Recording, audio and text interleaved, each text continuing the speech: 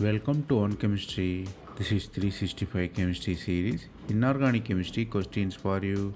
Here they given phosphorus trichloride. You should find hybridization and shape of it.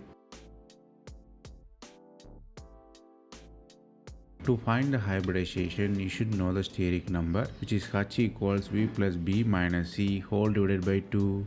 Here phosphorus valency is 5, chlorine atoms are 3. So if you substitute in the formula, you will get 8 by 2, which gives 4. 4 means sp3 hybridization with tetrahedral geometry.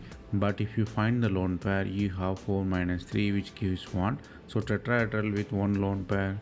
So geometry will be tetrahedral, shape will be trigonal pyramidal.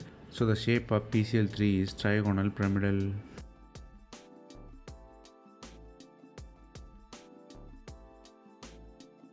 That's all from this video. Thanks for watching.